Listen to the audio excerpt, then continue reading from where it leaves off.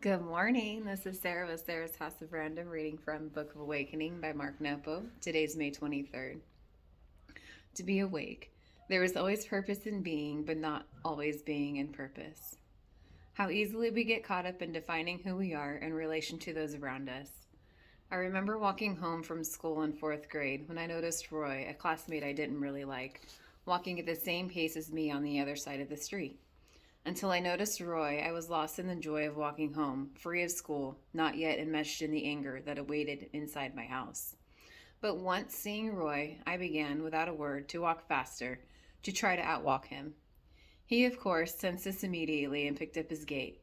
As he strode ahead of me, I felt lacking, so stepped up my gait. Before I knew it, we were both racing to the corner, and I felt that if I didn't get there first, I would be a terrible failure. I have lived enough in the world to know by now that this is how our ambitions often evolved.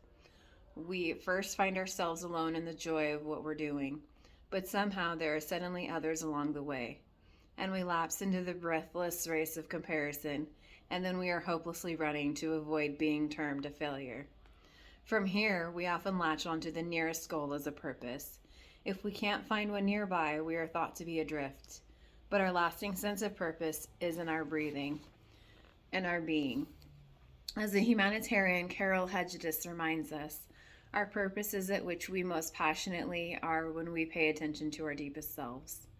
So underneath all our worries about our careers and jobs and retirements, our purpose really comes down to living fully, to being a light with who we are beneath all the names and titles we are given or aspire to.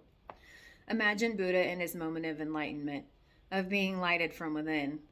I doubt if he knew he was aglow. In fact, when Buddha rose from under the Bodhi tree, it is said a monk approached him in utter amazement at his luminosity and asked, "O Holy One, where are you? You must be a god." Buddha, not thinking of himself as anything but present, answered, "No, not a god," and kept walking. But the dazzled monk persisted, "Then you must be a deva." And Buddha stopped and said, "No, not a deva," and kept walking. Still the monk pursued him. "Then you must be Brahma himself." At this, Buddha simply uttered, "No." The monk, confused, implored, "Then what are you? Tell me, please, what are you?" Buddha could not repress his joy and replied, "I am awake." Can it be that our purpose, no matter whom we run into, no matter what we are told, is simply to be awake? Meditation for today. Sit quietly and meditate on the things that have come to define you. Feel what you do with your days and say, "I am more than my job." Feel where you sleep your nights and say, "I am more than where I live." Feel who you love and say, "I am more than my relationships."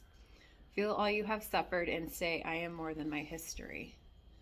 Feel your very name and say, "I am more than my name." Feel your breath enter and leave your heart and say, without history or name, "I am the flame of life living in this body." If you like the video, please like it. Make sure to share. Subscribe for more. Hit that notification bell. Leave a comment or email me at the email address in the description box below. Hope you all have a lovely day. I love you.